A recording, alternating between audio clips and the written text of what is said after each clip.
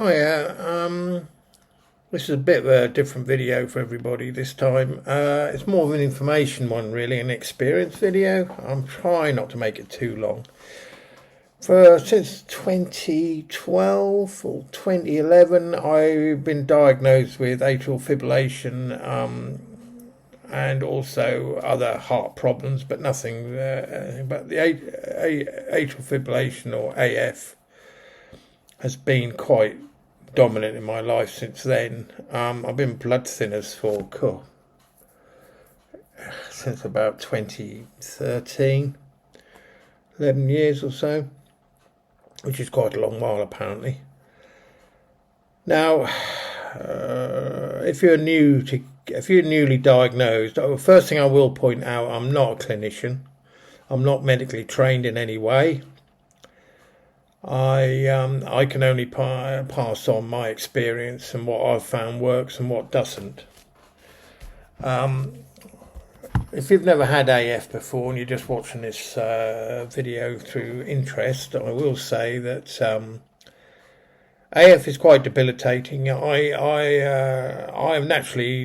quite fit and I'm quite low heart rate. I mean, my heart rate is normally between about 50 and 65 resting.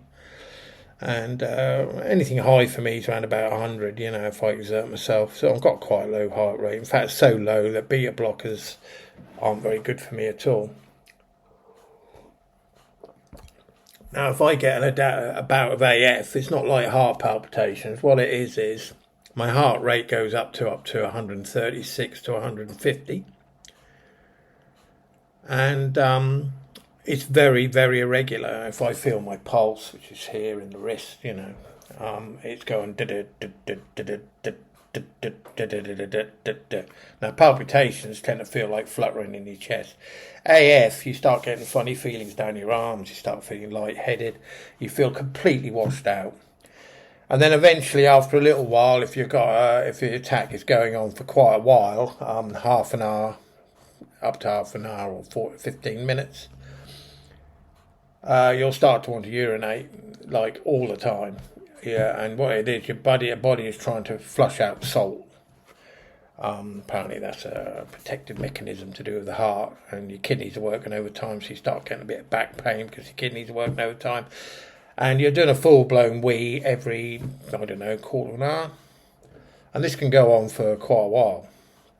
So you end up near a toilet and you can't sleep and you can't think.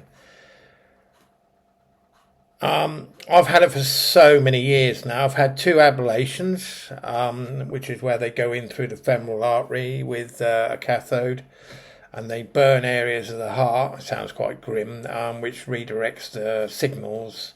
What atrial fibrillation is, in layman's terms, basically is the top parts of your heart are called atrial chambers, atrium, whatever they are, and the bottom part are your ventricles. Don't worry about the bottom bit. The top bit, what happens is the signal going from the brain to ask them to beat gets disrupted. Now, it normally gets disrupted around the heart. It shorts out and it makes them flutter. And you might get one chamber flutter or both or what have you. And of course it creates an irregular heartbeat. Now the main dangers of this is stroke, because what happens is while the heart is doing this, the blood isn't flowing through it very well, and it starts to get eddies in it, and that can cause blood clots. And then of course the blood clot gets to the brain or wherever, and that's it. So that's why you take blood thinners. Now, this is a very debatable thing. I mean, I've had it for a lot of years now, and I've had all sorts. I've even had to be cardioverted where they stop my heart and restart it again. I've had 2 ablations, and it's now started to rear its ugly head again. And there's a certain amount of people say there's things called triggers, which there are. I used to think it was this, that, and this, and that. Right, well, I always think the 2 main triggers for me are an overfull stomach when I go to bed, because 99 times out of 100 I get it when I sleep. I might go to bed at 1 o'clock, say at 10 o'clock, and then I'll wake up with it at 11, and then by 12 it's gone. If it hasn't gone by 12 or it's getting worse, then I have to 999 myself into the hospital. But at the moment, I'm just getting short bouts of sort of half an hour to an hour. going to bed with a full stomach. So I always say to people, if you suffer from AF, stop eating around about 7 o'clock, 6 o'clock, and then go to bed. You know, by then the food will have moved down the system and you haven't got a stomach full of food, because that can affect the venous nerve, I think it's called, which is shared by the heart. Another good idea is not to lay on your left side. Don't sleep on your left side unless you absolutely have to. Yeah, I tend to start off on my left side for, say, 5 minutes when I first get to bed. Then I roll over on my right. I put a pillow behind my back to stop me rolling over, and I stay on my right side. That helps a lot. And the other main trigger I have, massively main trigger, is stress. Stress kicks me off every time. That's why I have a very low stress lifestyle now. In 2017, I downsized. I paid off all my debt with my savings. I left the job I was in. I now work 4 days a week as a gardener. I love work. I've got my shed at work. I don't get any aggro or hassle. It's like working for myself. I work at this old people's home. So that has helped a lot. Plus, I keep myself fit, which really does help. I cycle. I got an electric bike, e-bike, a pedelec, which you still have to pedal, and it only gives you power help up to 15 miles an hour. But I do around about 400 to 500 miles a month on this thing. In fact, I've got two now. One has done over 10,000 miles now, so I bought another one. So I got two now. And thing. Now, there are other triggers. People say chocolate's a trigger. Some people say that coffee is, blah, blah, blah. It's the caffeine. Caffeine in chocolate, tea, coffee, and what have you. It's caffeine. I've personally stopped drinking coffee. In fact, this is my last cup. I won't have any more now till I go to bed. Now, if coffee was that bad, they wouldn't serve it in Papworth Hospital, but they do. I can have a strong black coffee and I'm in hospital having an ablation. So it can't be that bad. But what I will say is don't overdo it. It's like everything else. Just don't overdo it. I mean, I finished drinking coffee. This will be my last one. It's now 4:15 when I'm making this video in the afternoon. Black coffee, a couple of sugars in it. I'll have this and that'll be it. I won't have another one till tomorrow morning now. And I tend to steer away from fizzy drinks. Diet drinks, because they're full of a sugar called aspartame, which is not good. You can have a little bit of it, but just don't drink loads and loads and loads of it. I'm sure that doesn't do you a lot of good. So yeah, now the other thing is, if you get an attack, a word of advice. I know it's difficult, especially in the early days when you haven't had this before. Don't panic. Try and keep as calm as possible and sit bolt upright, which really does help. Now, I've got addicted to silly games on my computer or my phone, like Matchington Mansion or Bubblewitch Saga or whatever, yeah?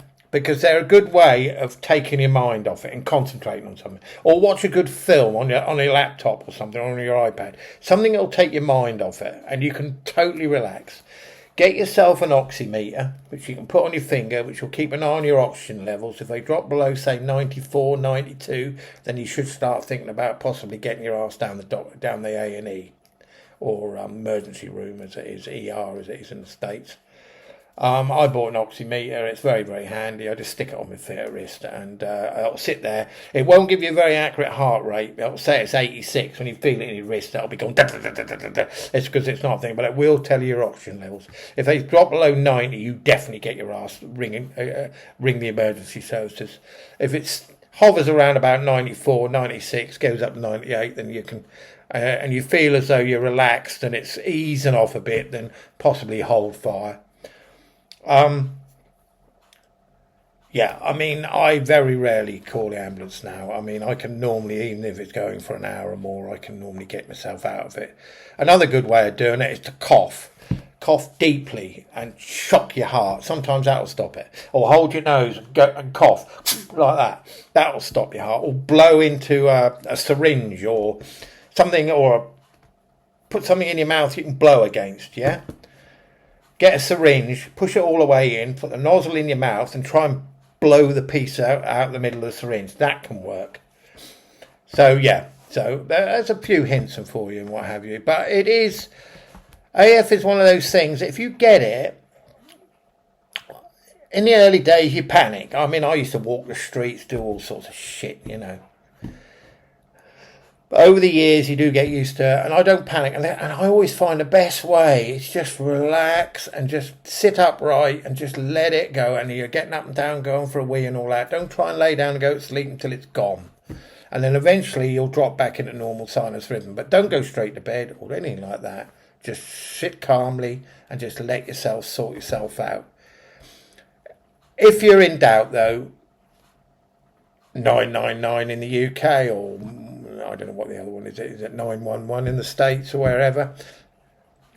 Get the ambulance out to you and get yourself to A&E, because sometimes, you know, now I can't take, I mean, there are several drugs that they will give you as pill in the pocket, like flecainide and stuff like that, which I used to have. Flecainide worked before I had my last ablation, but since then I always get my AF from the right side of the heart, and flecainide works against that, as I found out to my cost. If it's going from the left-hand side of the heart, then flecainide can work, but it's very, very, you know. But, and the other problem with AF as well, not many GPs have a particularly good knowledge of it. I know more about it. I've actually had my local GP ring me up and get me in for a consultation. And he asked me which hospital he thought, because he'd got it and he wanted to know how I dealt with it and which hospital I thought was the best. Whether he could go to Norwich or go to Papworth. But I said to him, well, Norwich has only now started doing, and Papworth have done 20,000 plus. So I'd say go to Papworth. Yeah, no. But you know, so it is quite a specialised thing, and you need to see a proper cardiologist. I've had to reapply to go and have a cardiologist consultation because I was signed off, but now I've started getting it again a little bit. I'm going to get on the list so I get into the hospital to see the cardiologist and get the ball rolling in case I have to have a third ablation. So I hope this helps. I mean, you know, I'm not medically trained. I can just tell you how I've experienced it. But to recap, stress is bad. Caffeine is okay in moderation, but try not to take too much before you go to bed. Don't lay on your left side. Try not to sleep on your left side. Sleep on your right side, so you need to be facing out of the bed. So if you sleep in a double bed and you're the other way, swap with the missus or the husband. And stress is bad. If you've got a job that's stressing you out and you're getting AF, fucking leave that job. Fucking don't worry about the money, don't worry about the lifestyle. If it means you got to sell the car and fucking downsize. Because I tell you what, stress is the fucking worst thing you can possibly do. Absolutely the worst thing. And if you've got people around you who are stressing you, get rid of them. They'll kill you. If you've got a wife or a husband who's stressing you out, causing you issues, fucking divorce them. I'm being perfectly blunt here because I can tell you there's nothing worse than stress for atrial fibrillation. There's nothing worse. And you've got to think of your own health. Okay? And exercise is very good as well. Exercise. Start off in moderation, walking and things like that, but and don't be overweight. Being overweight is not good either. You need to, and don't overfill your stomach before you go to bed. So there's quite a few things you can help yourself. I hope this video helps, and you know, and I hope you have a successful journey on your AF treatment and what have you, because I've had it for years and I'm going to have it for years and years and years to come, and I'll probably end up and have another ablation. Oh, by the way, an ablation is not that bad. I had my first one semi-sedated, but my second one, because it was quite involved, I did an experimental thing at the hospital, so that's slightly different. I had to be put under for about 8 hours on that one, but that's totally different. But my first one, yeah, that was, I had that semi-sedated. It was weird, but, you know, it's not that bad. And you're home the next day. The only thing I will say is take a couple of weeks off work, 3 weeks off work, because you will be very bruised down around the nether regions. And for the first week, it is quite tend to walk around a little bit bandy-legged with, and also because they puncture the femoral artery, you've got to be careful of bleeding and that. Okay then, I'll see you, I'll speak to you later, and I hope this video helps. And don't forget to subscribe. Thank you very much.